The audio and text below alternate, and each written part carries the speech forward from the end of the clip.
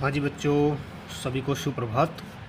देखिए बेटा, हम यूनिट नंबर 3 के 3.1 चैप्टर के अंदर थे और हमने लास्ट पेज डिस्कस किया था, पेज नंबर 159, जिसके ऊपर एक डिफरेंस था कि जो हमने पब्लिक सेक्टर के जो एंटरप्राइजेज़ पढ़े हैं, department undertaking, public corporation, government companies, इन तीनों के बारे में हमने डिटेल में स्टडी किया।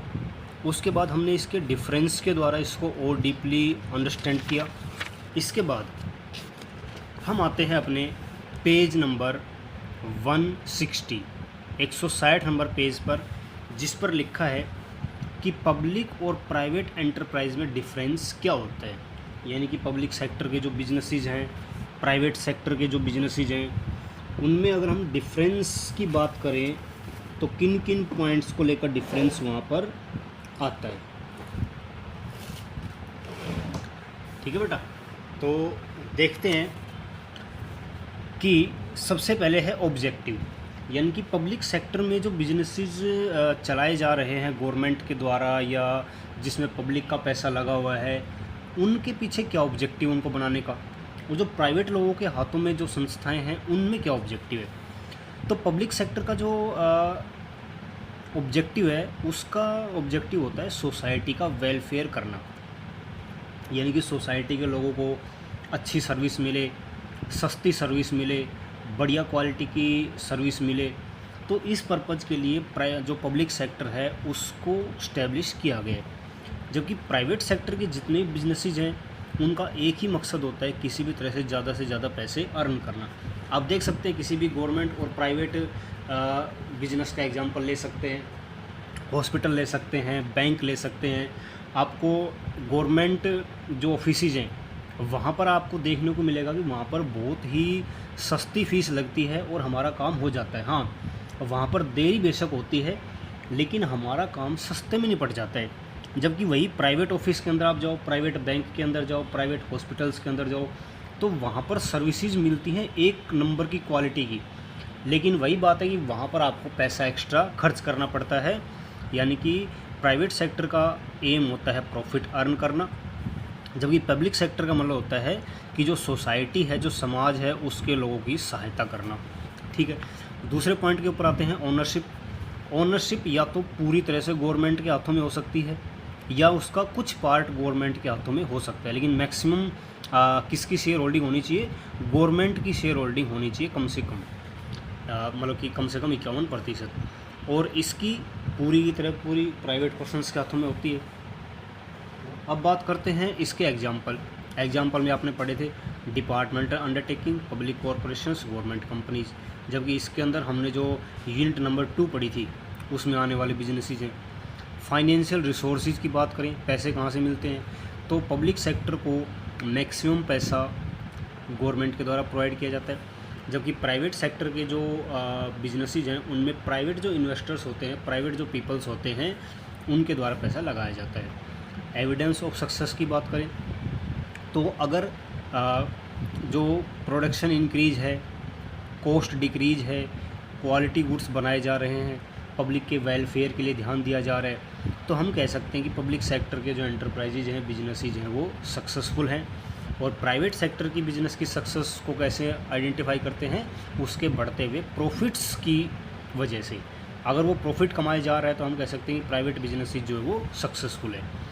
पर्सनल रिस्क जो होता है वो गवर्नमेंट सेक्टर के अंदर, पब्लिक सेक्टर के अंदर ना के बराबर होता है। जबकि प्राइवेट सेक्टर के अंदर पूरा का पूरा जो बर्डन होता है बिजनेस का, लॉस का, किसी प्रकार की मिस हैपनिंग का, वो सारा उस ओनर के ऊपर होता है जिसने प्राइवेटली उस बिज़नेस को ओपन किया है। ऑटोनॉमी का मतलब होता है स्वतंत्रता। यहाँ पर पब्लिक सेक्टर के जितने बिजनेस हैं, वहाँ पर रूल्स एंड रेगुलेशंस के द्वारा जो मैनेजमेंट है वो बाउंड होता है, गवर्नमेंट के इंस्ट्रक्शंस से वो बिजनेस ही चलाए जाते हैं। यानी कि यहाँ पर अपने आप जो बिज़नेस को कैरी ऑन कर रहे हैं, वो अपने मन से कोई भी डिसीजन नहीं ले सकते, उन्हें गवर्नमेंट की इंस्ट्रक्शंस को फॉलो करना पड़ता है। जबकि प्राइवेट सेक्टर में किसी प्रकार का कोई बाउंडेशन नहीं होता, सिर्फ जो प्राइवेट सेक्टर ने जो खुद के रूल्स बनाए हैं, उनके अनुसार वो कोई भी डिसीजन ले सकते हैं। जबकि पब्लिक सेक्टर में जो गवर्नमेंट है उसकी इंस्ट्रक्शंस को फॉलो करना पड़ता है। एरिया ऑफ ऑपरेशन, यानी कि कहाँ पर इनको ओपन करना बेटर रहेगा। जहाँ पर कि पब्लिक इम्पोर्टेंस की बात आती है, सोशल वेलफेयर की बात आती है, वहाँ पर पब्लिक सेक्टर जो है वो काम करते हैं। जबकि प्राइवेट सेक्टर में जहाँ पर ज़्यादा से ज़्यादा प्रॉफिट अर्न करने की संभावना है, जहाँ पर प्रॉफिट ज़्यादा आते दिखते हैं, वहाँ पर इन बिजनेसेस को इस्टेब्लिश किया जाता है। पॉलिटिकल इंटरवेंशन, जबकि गवर्नमेंट, देखो गवर्नमेंट का एंटरप्राइज है तो गवर्नमेंट में तो पॉलिटिक्स चलती है, पॉलिटिकल पार्टी जो होती हैं वो भी इन्वेस्ट करती हैं उसमें, किसी बिजनेस में। तो यहाँ पर गवर्नमेंट का जो इंटरवेंशन होता है, यानी कि उसका हस्तक्षेप होता है, वो ज़्यादा होता है। जो कि प्राइवेट सेक्टर अपने पैसों से बिजनेस करते हैं तो उनमें किसी प्रकार का पॉलिटिकल इंटरफेरेंस नहीं होता है। और लास्ट है मैनेजमेंट। मैनेजमेंट जो होता है वो गवर्नमेंट के द्वारा जो नॉमिनेटेड डायरेक्टर्स होते हैं, कंपनी की या बिजनेस की जो बोर्ड ऑफ डायरेक्टर्स की जो कमेटी होती है, उसमें गवर्नमेंट अपने कुछ ऑफिशियल्स को नियुक्त करती है, वो देखते हैं उसके बिजनेस को। जबकि प्राइवेट सेक्टर के अंदर प्राइवेट जो ओनर्स होते हैं वो अपनी इच्छा से चुनते हैं बोर्ड ऑफ डायरेक्टर्स को और उनके द्वारा बिजनेस को मैनेज किया जाता है। अच्छा जी, तो बेटा हमने पब्लिक और प्राइवेट सेक्टर के बीच डिफरेंस पढ़ लिया। पब्लिक सेक्टर के अंदर क्या क्या बिजनेसेस कवर होते हैं उसको पढ़ लिया, प्राइवेट सेक्टर के अंदर क्या क्या बिजनेस कवर होते हैं उनको पढ़ लिया। अब एक लास्ट टॉपिक आता है इस चैप्टर 3.1 में, जॉइंट सेक्टर।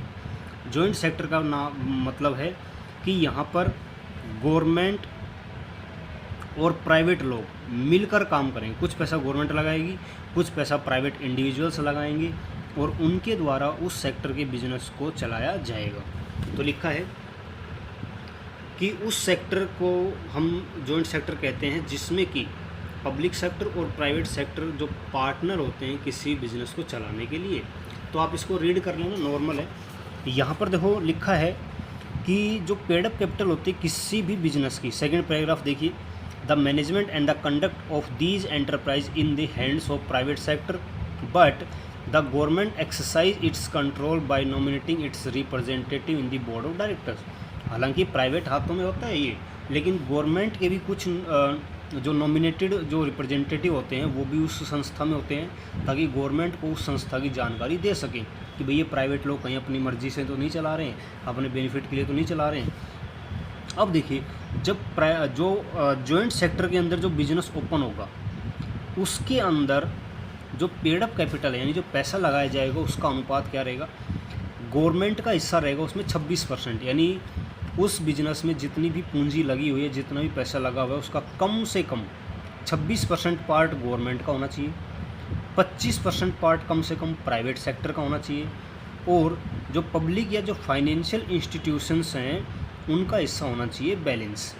तो यहाँ पर पता चल गया आपको। देखो, अब किसी के हाथ में भी कंट्रोल ज़्यादा नहीं है। देखो, 26% गवर्नमेंट ने ले लिया, 25% प्राइवेट लोगों ने ले लिया, और बाकी का जो 49% है वो पब्लिक और फाइनेंशियल इंस्टीट्यूशंस ने मिलकर ले लिया। इस प्रकार किसी भी सेक्टर को जॉइंट रूप से चलाया जाएगा। अब इसके एग्जांपल अगर पूछना चाहे, Madras fertilizers limited, Gujarat state fertilizers and chemicals limited. कई बार ये एग्जांपल पूछ लेते हैं कि जॉइंट सेक्टर में आने वाले कोई 2 एग्जांपल बताइए, या एक MCQ आ जाएगा कि these businesses are covered under joint sector, इनमें से किसी का नाम दे देगा। तो आपको इनको एक बार एग्जांपल को याद कर लेना है। तो ये था बेटा हमारा चैप्टर नंबर 3.1। अब हम देखते हैं इस थर्ड यूनिट का लास्ट चैप्टर। इसमें 2 ही चैप्टर हैं सिर्फ, 3.1, 3.2। 3.2 बताता है हमें ग्लोबल एंटरप्राइज के बारे में, यानी कि वो बिजनेसेस जिन्होंने अपने बिजनेस को एक से ज़्यादा कंट्रीज़ के अंदर सेपरेट किया हुआ है, फैलाया हुआ है। तो देखिए, इन्हें आप नॉर्मली सुनते होंगे MNC, मल्टीनेशनल कंपनीज़। तो मल्टीनेशनल कंपनीज़ वो कंपनीज होती है जिन्होंने अपना बिजनेस एक देश से ज़्यादा देशों में फैलाया हुआ है। तो multinational companies as it's evident from their name, जैसा कि नाम से पता चल रहा है, वो कंपनी जिनका कि बिजनेस जो होता है वो एक से ज़्यादा कंट्री में होता है। ये कुछ एग्जांपल आपको दे रखे हैं, यानी कि अगर किसी भी संस्था, किसी भी ऑर्गेनाइजेशन का बिजनेस अगर अपने देश से बाहर किसी भी देश में फैला हुआ है, अपने देश में तो होगा ही होगा, अगर अपने देश के अलावा उन्होंने कुछ कंट्रीज़ के अंदर भी अपना बिजनेस सेटअप किया हुआ है, तो उसे कहा जाता है बेटा कि वो कंपनियां, वो संस्थाएं, वो ऑर्गेनाइजेशंस MNC के क्राइटेरिया में आती हैं। जैसे ही किसी कंपनी ने अपने देश की सीमाओं को पार कर दिया, दूसरे देशों में जाकर अपना बिजनेस सेटअप कर लिया, वो एमएनसी या ग्लोबल एंटरप्राइज की श्रेणी में आ जाएगी। ठीक है बेटा। अच्छा, तो यहाँ से आप इसकी डेफिनेशन कर सकते हैं कि वो कंपनीज जिन्होंने एक से ज़्यादा कंट्रीज़ के अंदर अपना ऑपरेशंस फैलाया हुआ है। तो ये थी बेटा एमएनसी की डेफिनेशन। अब बात करते हैं फीचर्स। एमएनसी के फीचर्स क्या होते हैं? सबसे पहला है सेंट्रलाइज्ड मैनेजमेंट। सेंट्रलाइज्ड मैनेजमेंट का क्या मतलब होता है बेटा कि जब ये कंपनियां ओपन होती हैं, जब ये संस्थाएं ओपन होती हैं, तो इनका जो हेड ऑफिस होता है वो तो उस कंट्री में होता है जहाँ की ये कंपनियां हैं। जैसे इंडिया की कोई कंपनी है, जैसे एसबीआई बैंक है, एसबीआई बैंक इंडिया में इस्टेब्लिश हुआ है, इसका जो हेड ऑफिस है वो इंडिया के अंदर है। अगर एसबीआई दूसरे देशों में अपनी ब्रांचेज़ को ओपन कर देता है, तो जितनी भी ब्रांचेज़ हैं, जितनी भी कंट्रीज़ के अंदर, उनका जो कंट्रोल है वो किसके हाथों में होगा? जो एसबीआई की हमारा मेन जो हेड ऑफिस इंडिया के अंदर है, वहाँ से उसकी सारी ब्रांचेज़ को कंट्रोल किया जाएगा। ये इंडिया है, ये होम कंट्री है। अब इसने अपना बिजनेस कई देशों में फैलाया हुआ है, कई देशों में। तो जितने भी देशों में इसकी जो अदर ब्रांचेज हैं, उन सबको कंट्रोल करेगा इंडिया में खुला हुआ जो हेड ऑफिस है वो। इसलिए कहा जाता है centralised management. Centralise mean centre के अंदर जो है, होम कंट्री के अंदर जो हेड ऑफिस है, वहाँ से कमांड जाएंगी दूसरे देशों की ब्रांचेज के पास कि आपको क्या करना है, क्या नहीं करना। तो इसे बोलते हैं सेंट्रलाइज्ड मैनेजमेंट। ठीक है बेटा। अब है world wide separate of business. इनका जो बिज़नेस होता है वो पूरी दुनिया में फैला होता है। ये कंपनियां क्या करती हैं कि अपने देश से बाहर निकल के किसी ऐसे देश में अपनी ब्रांच ओपन करती है जहां इनको अपॉर्चुनिटी ज़्यादा नज़र आती है। इनको लगता है कि उस देश के अंदर जो रॉ मटेरियल है, जो कच्चा माल है, वो ज़्यादा मात्रा में अवेलेबल है, रिसोर्सेज बहुत ज़्यादा मात्रा में अवेलेबल हैं और सस्ते हैं। तो ये कंपनियाँ उस कंट्री के अंदर जाके और अपनी ब्रांच सेटअप कर लेती है और वहाँ के जो रिसोर्सेज हैं उनको यूज़ करती है और उनसे जो प्रोडक्ट हैं वो बना के महंगे दामों में बाकी देशों के अंदर बेचती हैं। तो वर्ल्ड वाइड सेपरेट होता है इनके बिजनेसेस का। Better quality product. इन कंपनियों के अंदर जो मल्टीनेशनल कंपनीज होती हैं, जो एक से ज़्यादा देशों में अपना व्यापार करती हैं, उनके जो प्रोडक्ट होते हैं वो बेटर क्वालिटी के होते हैं, क्योंकि ये कंपनियाँ करोड़ों अरबों रुपए के साथ अपना बिजनेस सेटअप करती हैं, ऑटोमेटिक मशीनें लगाती हैं, एडवर्टीजमेंट के ऊपर ज़्यादा से ज़्यादा पैसा खर्च करती हैं। तो क्या होता है कि ये अपनी क्वालिटी को मेंटेन रखती हैं। जैसे आप सुनते हो, जैसे कैंटाबिल है, ठीक है, और पीटर इंग्लैंड है, ये कुछ ऐसे शोरूम्स जो आप देखते हैं, यानी कि इनमें आपको जो भी वस्तुएं मिलेंगी वो स्टैंडर्ड क्वालिटी की होती है, आप इनमें कमी निकाल ही नहीं सकते। उन चीज़ों को जब हम यूज़ करते हैं तो हमें एक अंदर से कॉन्फिडेंस जो होता है वो जनरेट होता है कि हाँ, हम बेटर ब्रांड के जो चीज़ें हैं वो यूज कर रहे हैं।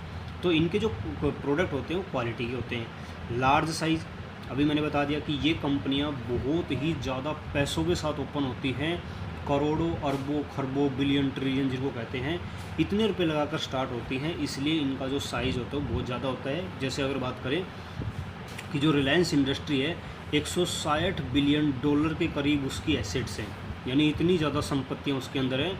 अगर हम देखा जाए तो 11,65,915 करोड़ इतने रुपए की एसेट्स उसके अंदर हैं। ऐसे ही एसबीआई ने 36 कंट्रीज़ के अंदर अपना जो व्यापार वो फैलाया हुआ है विद 195 ब्रांचेज। तो ये जो कंपनियाँ होती हैं ये काफ़ी बड़ी मात्रा में बड़े वॉल्यूम के साथ ओपन होती है। एक्सेस टू इंटरनेशनल मार्केट, इनको इंटरनेशनल मार्केट में एंटर करने का जो मौका है वो बहुत ही जल्दी मिल जाता है। क्यों? क्योंकि इनकी जो क्वालिटी प्रोडक्ट होते हैं, एक तो वो इन्हें इंटरनेशनल मार्केट में फेमस कर देते हैं, दूसरा इनकी जो पूंजियाँ होती हैं, इनका जो बिज़नेस स्टार्ट होता है तो बहुत ज़्यादा पैसों के साथ बिज़नेस स्टार्ट होता है। इसलिए इंटरनेशनल मार्केट में, अंतर्राष्ट्रीय जो बाज़ार है उसके अंदर ईजीली ये प्रवेश कर जाती है, क्योंकि ये कंपनियां बहुत ज़्यादा पैसा खर्चा करती है रिसर्च एंड डेवलपमेंट पे। किसी प्रोडक्ट को बनाने से पहले इतना ज़्यादा उसके ऊपर रिसर्च किया जाता है कि बनने के बाद उसमें कोई फॉल्ट नज़र नहीं आना चाहिए। स्पेशल अटेंशन टू एडवर्टीजमेंट, ये कंपनियां अपना मैक्सिमम जो फोकस करती हैं वो एडवर्टीजमेंट के ऊपर करती हैं, यानी कि लोगों को ज़्यादा से ज़्यादा इन कंपनियों के प्रोडक्ट के बारे में पता चले। ठीक है बेटा। अब करते हैं evaluation of MNC. MNC MNC का जो जन्म है वो क्यों हुआ, यानी किस प्रकार से बनी। कहते हैं कि with the establishment of multinational companies the host countries have started getting cheap and good quality product. जब एमएनसी आती है किसी भी दूसरी कंट्री के अंदर, तो वहाँ की जो जनता है, वहाँ की जो पॉपुलेशन है, उनको बेटर क्वालिटी के गुड्स मिलते हैं और सस्ते मिल जाते हैं। लेकिन दूसरी तरफ जो लोकल बिजनेसेस हैं वो ख़तरे में पड़ जाते हैं। जैसे इंडिया में कोई कंपनी आ गई बाहर के देश की और उसने यहाँ पर प्रोडक्ट बनाकर बेचने शुरू कर दिए, तो हालांकि हमें बेटर क्वालिटी के प्रोडक्ट ज़रूर मिलेंगे इंडिया के लोगों को, लेकिन इंडिया के अंदर जो ऑलरेडी उसी प्रकार का बिजनेस जो कर रहे हैं बिजनेसमैन, वो तो ठप हो जाएंगे ना बेचारे, क्योंकि उनका माल तो बिकेगा नहीं, क्योंकि लोग विदेशों से आई हुई कंपनियों का माल खरीद रहे हैं। तो एमएनसी के आने से जो लोकल बिजनेसेस हैं उनके ऊपर थोड़ा सा खतरा मंडराने लगता है। The effect of multinational companies on the economy of the host country. Host country वो होती है जिसके अंदर जाकर कोई ना कोई कंपनी अपना बिजनेस ओपन करती है। ठीक है, ये कहता है कि इफ़ेक्ट जो होता है किसी भी कंट्री के ऊपर एमएनसीज का, वो बढ़िया है या अच्छा है, ये डिपेंड करता है वहाँ की पॉलिटिकल कंडीशन पे, सोशल कंडीशन पे और इकोनॉमिक कंडीशंस के ऊपर। इसलिए इनको बताने से पहले कि एमएनसी का आने से बेनिफिट हुआ, लॉस हुआ, ये डिपेंड करता है कि हम पहले एमएनसी की कुछ फ़ायदे और उसके कुछ नुकसान डिस्कस कर लें, हमें अपने आप पता चल जाएगा कि अच्छी है कि बुरी है। तो सबसे पहले बताया गया है advantages of MNC, multinational companies के फ़ायदे क्या होते हैं अगर ये किसी दूसरे देशों में जाती हैं। तो सबसे पहले इंक्रीज़ इन फॉरेन इन्वेस्टमेंट। जब भी कोई विदेशी कंपनी किसी देश के अंदर जाती है तो वो अपनी कंट्री का पैसा लेकर जाएगी उस कंट्री के अंदर और वहाँ जाकर उस कंट्री के पैसों में उसको कन्वर्ट करवाएगी। जैसे इंडिया के अंदर कोई यूएसए की कंपनी ने एंटर किया, तो यूएसए की कंपनी जब इंडिया में आएगी तो ये अपने साथ डॉलर लेके आएगी, क्योंकि यूएसए की कंपनी को इंडिया के अंदर अपना बिजनेस सेटअप करना है, अपना प्लांट बनाना है, अपनी फैक्ट्री खोलनी है, तो उतना ही पैसा ये डॉलर के अंदर इंडिया में लेके आएंगे और इंडिया में फिर उसको रुपीज़ में कन्वर्ट करा के और यहाँ पर उस फैक्ट्री का निर्माण वो करवाएंगे, क्योंकि इंडिया में तो रुपये चलते हैं। तो जैसे ही यूएस की कोई कंपनी इंडिया में आई तो डॉलर का भंडार जो है वो हमारा बढ़ा, हमारे पास डॉलर की भरमार हो गई।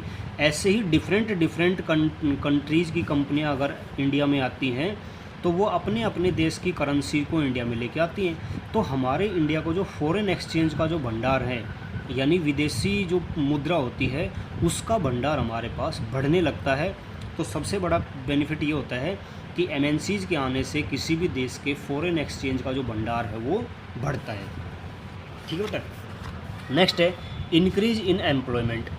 जब ये कंपनियां आती हैं, जब ये इंडस्ट्रीज़ आती हैं तो बड़ी मात्रा में पैसा लगाती हैं, बड़ी मात्रा में जो अपना प्लांट है वो बहुत ही लार्ज साइज़ का बनाती हैं। तो जब ये कंपनियां इंडिया में आकर अपनी फैक्ट्री ओपन करेंगी, अपनी बिजनेस ओपन करेंगी, तो इन्हें काम करने के लिए लोग भी चाहिएंगे। अब ऐसा तो है नहीं कि अमेरिका की कोई कंपनी इंडिया आ रही है तो अमेरिका से ही शिप भर के ले आई लोगों का कि चलो भाई हमारे साथ तुम वहाँ काम करना। नहीं, वो इंडिया के लोगों को ही हायर करेगी, उन्हीं को नौकरी देगी। तो इंडिया के जो लोग हैं, जो बेरोज़गार लोग थे, उन्हें काम मिल गया, क्योंकि जैसे जैसे हमारी इंडस्ट्रियल डेवलपमेंट होता है तो जो लोग बेरोज़गार होते हैं उनको काम मिलने लगता है, क्योंकि फैक्ट्री ओपन हुई है। तो हमारा जो रोज़गार का स्तर है वो बढ़ता है। नेक्स्ट ईयर बात करें बेटा, प्रॉपर यूज ऑफ रिसोर्सेज। कई बार क्या होता है कि हमारे देश के जो रिसोर्सेज हैं, जो संसाधन है, जो रॉ मटेरियल है, वो पूरी तरह से यूटिलाइज नहीं हो पाता है, क्योंकि हमारे देश के अंदर जितनी डिमांड है उतनी हम पूरी कर लेते हैं और मैक्सिमम जो रॉ मटेरियल है वो बिना यूज के ही ख़राब चला जाता है। अब ये कंपनियां एमएनसीज़ इंडिया के अंदर आ गई, तो ये आएंगी तो यहाँ जो रॉ मटेरियल है, जो रिसोर्सेज है, उनको यूज करेंगी। तो जो हमारा रॉ मटेरियल बेकार चला जाता था बिना किसी यूज के, अब इन कंपनियों के आने से उसका भरपूर यूज होगा। तो हमारे देश के जो रिसोर्सेज हैं उनका फुल्ली यूटिलाइजेशन होने लगता है इन कंपनियों के आने से। अगला है टेक्निकल डेवलपमेंट। ये कंपनियां अपने साथ एक लेटेस्ट टेक्निक भी साथ लेकर आती हैं। अगर मान लो कोई बाहर की कंपनी इंडिया में आ जाती है और वो ऑटोमेटिक टेक्निक के साथ आती है जो कि वर्ल्ड क्लास की टेक्निक है, तो इंडिया के लोगों को भी नई टेक्निक सीखने को मौका मिलेगा। इंडिया भी धीरे धीरे उस टेक्निक को अडॉप्ट करेगा। जैसे बुलेट ट्रेन है, अगर बुलेट ट्रेन का फॉर्मूला इंडिया में आकर बनाया जाने लग जाए तो इंडिया के जो इंजीनियर हैं, जो साइंटिस्ट हैं, वो भी उस फॉर्मूले को सीख लेंगे और अपने यहाँ पर बना लेंगे। तो जब दूसरी कंपनियाँ हमारे इंडिया में आती हैं दूसरे देश की, तो वो अपनी टेक्निक को यहाँ लेकर आती हैं और उस टेक्निक को हम लोग सीख लेते हैं और हमारा जो डेवलपमेंट है वो हो जाता है। तो टेक्निकल डेवलपमेंट भी किसी भी देश का हो जाता है। End of local monopoly. Monopoly का मतलब होता है बेटा एकाधिकार। इंडिया के अंदर कुछ एक ही कंपनियां ऐसी थी जो कि एक प्रकार का प्रोडक्ट बनाती थी। अब मान लो एक ऐसा प्रोडक्ट है जिसको बनाने वाली कंपनियां 2-3 ही हैं, तो जाहिर सी बात है वो 2-3 कंपनियां ज़्यादा महंगा माल बेचेगी, क्योंकि उन कंपनियों को पता है कि भाई इनको ख़रीदना होगा तो हमारे पास ही आएंगी, क्योंकि और कंपनियाँ ये माल बनाती नहीं है। तो कई बार क्या होता है कि हमारे देश में कुछ कंपनियाँ मोनोपोली स्थापित कर लेती हैं, किसी भी एक प्रोडक्ट के ऊपर एकाधिकार ले लेती हैं और उसे महंगा बेचती है। अब एमएनसी जैसे ही आएगी तो वो उनके जैसे प्रोडक्ट बनाएगी। तो जो लोकल मोनोपोली थे, यानी कि जिन 2-4 प्रोड्यूसर्स ने उस पर कब्जा जमाया हुआ था, अब उनका कब्जा धीरे धीरे ख़त्म हो जाएगा, क्योंकि दूसरे देशों की जो कंपनियां भारत में आई है वो भी उनके जैसे प्रोडक्ट बना रही हैं। तो इससे क्या होता है कि बाहर की देश से कोई कंपनी जब हमारे इंडिया में आएगी तो हमारे इंडिया में जो मोनोपोली फैली हुई थी कुछ प्रोडक्ट को लेकर, वो धीरे धीरे ख़त्म होने लगेगी। तो एक ये फ़ायदा मिलता है, हमें वो चीज़ें सस्ती मिलने लगेंगी। अब मैनेजरियल डेवलपमेंट, चूँकि इन कंपनियों की जो फेमसनेस होती है, इन कंपनियों का जो लेवल होता है वो ग्लोबल होता है, वर्ल्ड वाइड इनका विस्तार होता है, तो ये हल्के फुल्के जो मैनेजर्स हैं उनको अपॉइंट नहीं करती हैं, बहुत ही ज़्यादा टैलेंटेड एक्सपर्ट मैनेजर्स को ये नियुक्त करती हैं। तो क्या होता है कि ये जब मैनेजमेंट करते हैं, ये मैनेजर्स जब लेटेस्ट मैनेजमेंट टेक्निक्स को सीख कर, यानी कि जो बंदे MBA करके आए हुए हैं विदेशों से या बड़े बड़े इंस्टीट्यूट से, उनको ये अपने यहाँ जॉब देती है। तो जैसे जैसे ये जो लोग हैं ये काम करेंगे, ये अपना जो टैलेंट है वो यूज़ करेंगे, और जो मैनेजरियल डेवलपमेंट है, यानी कि जो लोग अपने मैनेजमेंट के जो गुण को यूज़ नहीं कर पा रहे थे क्योंकि उनके पास नौकरी नहीं थी, मल्टीनेशनल कंपनी के आने से उनको जॉब मिल गई, तो वो अपना जो टैलेंट है वो ज़्यादा से ज़्यादा यूज़ कर पाएंगे, और जो मैनेजरियल डेवलपमेंट है यानी मैनेजमेंट करने का जो क्षमता है, जो कैपेबिलिटी है, वो लोगों के अंदर बढ़ती जाएगी। तो मैनेजरियल डेवलपमेंट भी हमारे यहाँ पर हो जाएगा।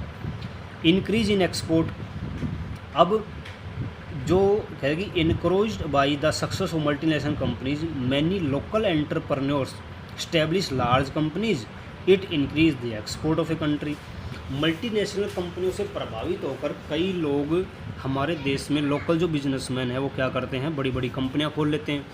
अब जब इतना ज़्यादा प्रोडक्शन होने लग जाएगा देश के अंदर, कुछ तो बाहर के देश से जो कंपनियां आ रही है वो बना रही है माल, कुछ हमारे देश के लोग बना रहे हैं, तो हमारे देश में तो पूर्ति हो ही जाएगी ना। तो जो एक्स्ट्रा प्रोडक्शन हो चुका है उसका हम एक्सपोर्ट करने लगते हैं, और एक्सपोर्ट करेंगे तो हमारा जो फॉरेन एक्सचेंज का रिजर्व है, यानी बाहर के देश की मुद्रा हमारे देश के अंदर आएगी, तो एक्सपोर्ट बढ़ने से हमारा क्या होगा, फॉरेन एक्सचेंज दोबारा से इंक्रीज होने लग जाएगा।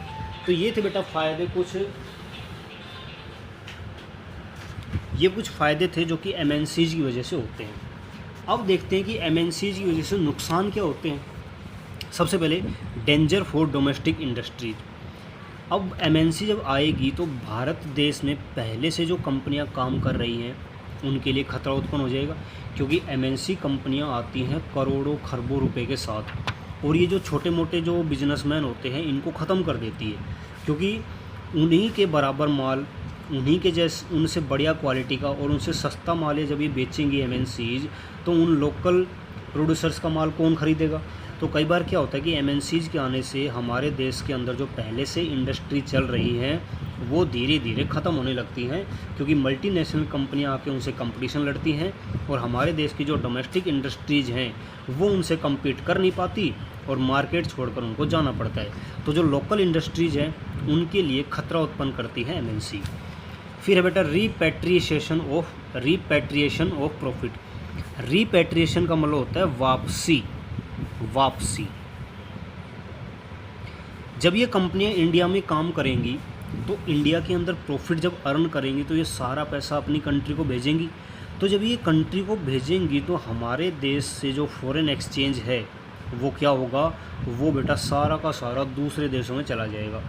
अब ये कंपनियां इंडिया में जब काम करेंगी तो इंडियन रुपीज़ के अंदर अपना प्रॉफिट कमाएंगी, अब इंडियन रुपीज़ को तो ये अपने देश में लेके नहीं जाएंगी। जब ये अपने देश में अपने प्रॉफिट को ट्रांसफ़र करेंगी तो वहाँ तो फॉरेन करेंसी जाएगी, उनके देश की जो मुद्रा है, तो उस रुपीज़ को ये अपने देश की फॉरेन करेंसी में कन्वर्ट करवाएंगे और उस करेंसी को लेके अपने देश में जाएंगे। तो हमारे देश का जो फॉरेन एक्सचेंज रिजर्व है वो धीरे धीरे क्या होने लगता है बेटा, वो ख़त्म होने लगता है। आप खुद ही देख लो, आप यूएसए के अंदर जाओगे, वहाँ जाकर आप क्या करोगे, डॉलर्स में कमाओगे, और डॉलर्स को जब इंडिया में आप लेके आओगे, यानी कि वहाँ के देश की मुद्रा जब लेकर आओगे तो वो तो चलेगी नहीं, रुपीज़ में लाना पड़ेगा। तो अमेरिका क्या सोचेगा, ये लोग हमारे देश की जो मुद्रा है वो लेके जा रहे हैं, जिससे फॉरेन एक्सचेंज का जो रिज़र्व है वो क्या होगा, वो घटेगा। तो इस तरह से जो फॉरेन एक्सचेंज का जो रिज़र्व है वो घटता है। इंटरवेंशन इन लोकल पॉलिटिक्स, कई बार क्या होता है कि ये बड़ी बड़ी जो कंपनियां आती हैं हमारे देश में, ये हमारे देश की गवर्नमेंट के साथ एग्रीमेंट कर लेती है। तो धीरे धीरे क्या होता है कि ये कंपनियां हमारे देश की जो पॉलिटिक्स है, बड़े बड़े जो पॉलिटिशियंस हैं, बड़े बड़े जो मंत्री लोग हैं, उनके साथ इनका धीरे धीरे कनेक्शन बन जाता है। तो जैसे ही इन कंपनियों को लगता है कि इस देश की सरकार के साथ हमारे जो ताल्लुकात हैं, जो संबंध है, बहुत अच्छे बन गए हैं, तो धीरे धीरे ये हमारे देश की पॉलिटिक्स में इंटरफियर करने लग जाते हैं। होता है ना, जैसे आप किसी दूसरे देश में जाओ और वहाँ के बड़े बड़े लोगों से आपकी जान पहचान बन जाए, तो क्या होता है कि जान पहचान बनने के बाद हमारा जो रुतबा है, हमारा जो इंटरवेंशन है, वो उन देशों के लोगों के साथ बढ़ने लगता है। तो ये कंपनियां जैसे जैसे डेवलप होती जाती हैं, हमारे देश की गवर्नमेंट के साथ इनका टाई अप होता है, तो धीरे धीरे ये हमारे देश की जो राजनीति है उसमें हस्तक्षेप करने लगते हैं, जो कि किसी भी देश के लिए घातक सिद्ध हो सकता है। फिर है एक्सप्लॉयटेशन ऑफ नेचुरल रिसोर्सेज। चूँकि ये कंपनियां बाहर से आती हैं, इन्हें कोई मतलब नहीं होता कि हम दूसरे देश के जो रिसोर्सेज हैं उनको किस वे में यूज़ करें। ये अंधाधुंध उन रिसोर्सेज को यूज करती हैं, चाहे हमारे देश के रिसोर्सेज ख़त्म ही क्यों ना हो जाएं, ये उन रिसोर्सेज को यूज़ करते टाइम अच्छा या बुरा नहीं सोचती है। इनको सिर्फ रॉ मटेरियल चाहिए, वो किसी भी तरह से निकले, चाहे वेस्ट जाए। तो हमारे जो नेचुरल रिसोर्सेज हैं, जो प्राकृतिक संसाधन हैं, उनका इतना ज़्यादा नाश होने लग जाता है कि वो धीरे धीरे ख़त्म होने लग जाते हैं। ठीक है बेटा। उसके बाद है no benefit to poor people. चूँकि मल्टीनेशनल कंपनियाँ थोड़ी सी ब्रांडेड कंपनी होती हैं, तो ये कंपनियाँ अंडर डेवलप और डेवलपिंग कंट्रीज़ के अंदर स्थापित होती हैं। ये कंपनियाँ वहाँ के लोकल रिसोर्सेज को यूज़ करके महंगे प्रोडक्ट बनाती हैं और उसी देश के अंदर बेचती हैं। लेकिन वहाँ के जो गरीब लोग हैं वो तो इन कंपनियों के प्रोडक्ट यूज़ ही नहीं कर पाते, क्योंकि उनकी परचेजिंग पावर इतनी ज़्यादा होती नहीं है।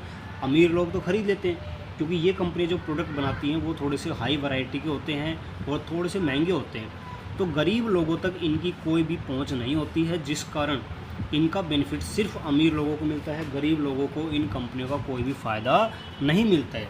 तो ये भी एक नुकसान है एमएनसीज़ के आने से। अब देखो हम क्या कहते हैं कि एमएनसीज़ के कुछ नुकसान भी है, कुछ फ़ायदे भी हैं। तो अगर हम इन बातों का ध्यान रखें जो कि अभी मैं बताऊंगा, तो एमएनसीज़ का हमारे देश में आना फ़ायदेमंद हो सकता है। जैसे जितना भी प्रॉफिट ये एमएनसीज़ कमाती हैं, इन्हें सारा का सारा अपने देश में ले जाने की अनुमति नहीं देनी चाहिए। कुछ हिस्सा हमारे ही देश में इन्वेस्टमेंट के लिए इन्हें कहना चाहिए।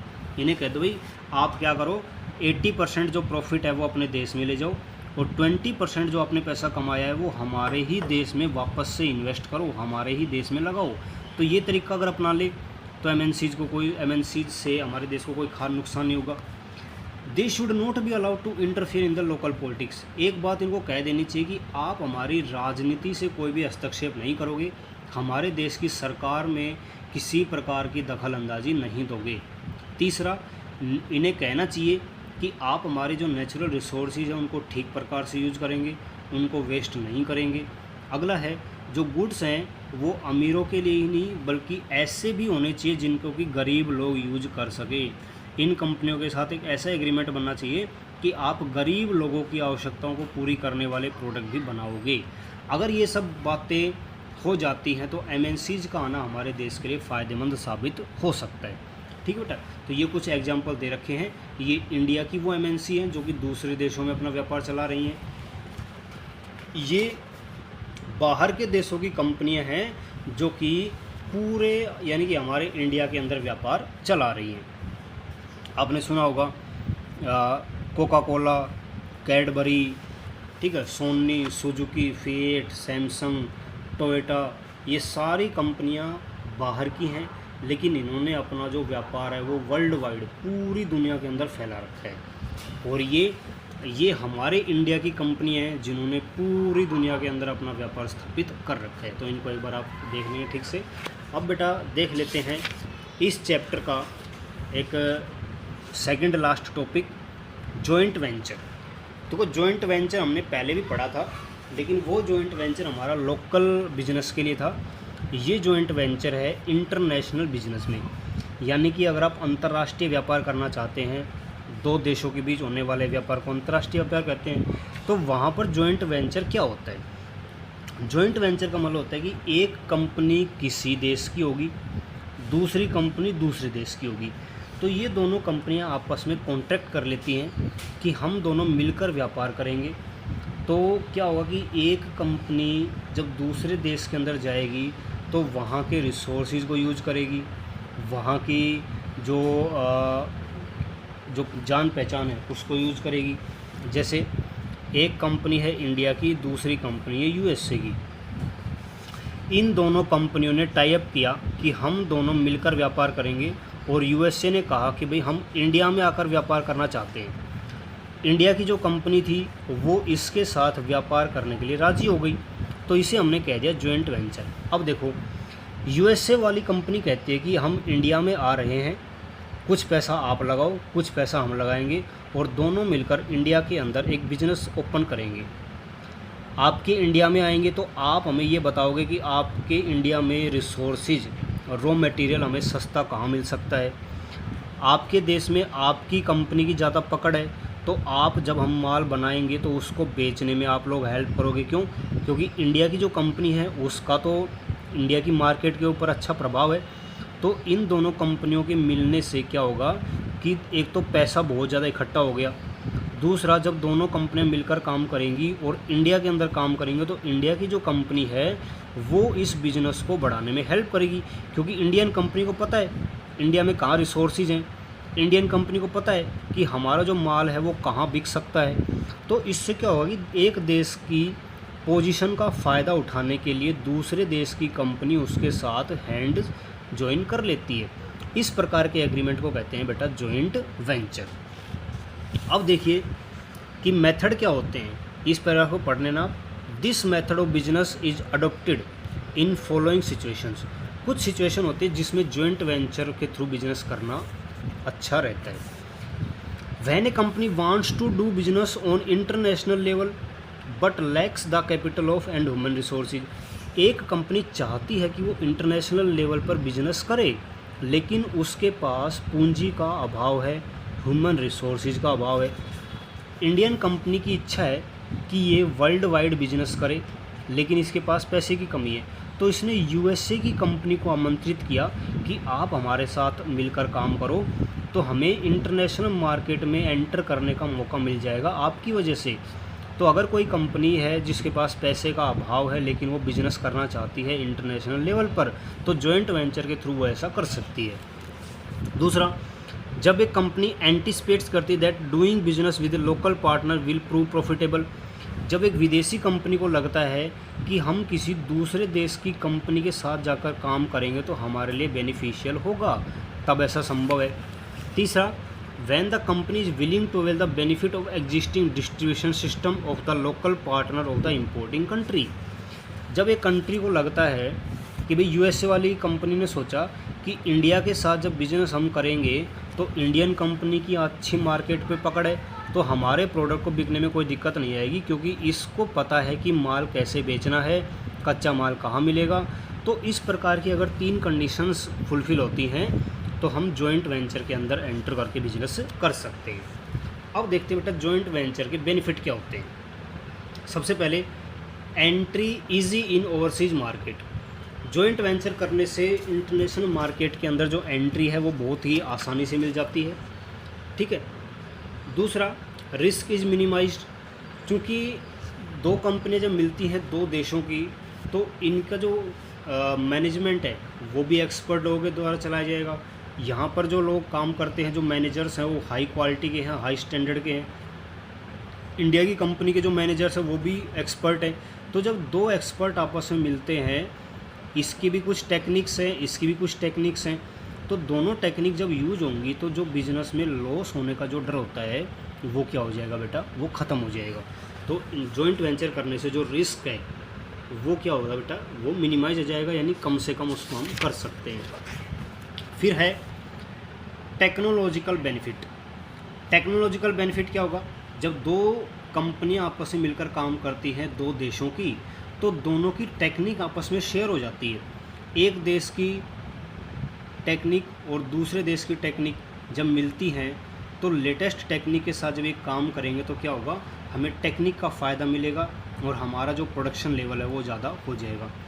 कॉम्पिटिटिव स्ट्रेंथ, जब दो कंपनियां आपस में जुड़ती हैं तो इनका कंपटीशन भी आपस में दूसरी कंपनियों के साथ बढ़ता है।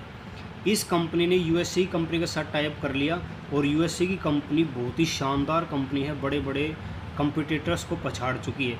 तो जब ये दोनों कंपनियां आपस में मिलेंगी तो इनकी जो पावर है, इनकी जो स्ट्रेंथ वो ज़्यादा बढ़ेगी और दूसरी कंपनियों से ये टक्कर इजीली ले सकते हैं। तो इनको प्रतियोगिता करने की जो क्षमता बढ़ती है। फिर है रिडक्शन इन कॉस्ट। कॉस्ट कैसे कम होगी कि जब दो कंपनियां मिलेंगी तो इनका प्रोडक्शन बहुत ही लार्ज लेवल पर होगा, बहुत ही बिग अमाउंट के अंदर इनका प्रोडक्शन होगा। हम कहते हैं कि जब भी आपको कॉस्ट कम करनी है तो आप अपने प्रोडक्शन को ज़्यादा से ज़्यादा कर दो, आपकी जो कॉस्ट है वो ऑटोमेटिक कम हो जाएगी। तो दो कंपनियों के मिलने से बड़े लेवल पर व्यापार होगा, बड़े लेवल पर जब प्रोडक्शन होगा तो ऑटोमेटिक जो कॉस्ट है वो रिड्यूस होगी और हमें बेनिफिट मिलना स्टार्ट हो जाएंगे। तो बेटा ये था हमारा जॉइंट वेंचर। एक छोटा सा टॉपिक है, इसको मैं नेक्स्ट क्लास में कवर कर दूंगा। आज के लिए इतना ही। हमने पेज नंबर 166 के यहाँ तक पढ़ लिया है। एक छोटा सा कॉन्सेप्ट बचता है पीपीपी, पब्लिक प्राइवेट पार्टनरशिप। इसको नेक्स्ट लेक्चर में हम देखेंगे। ठीक है बेटा, धन्यवाद।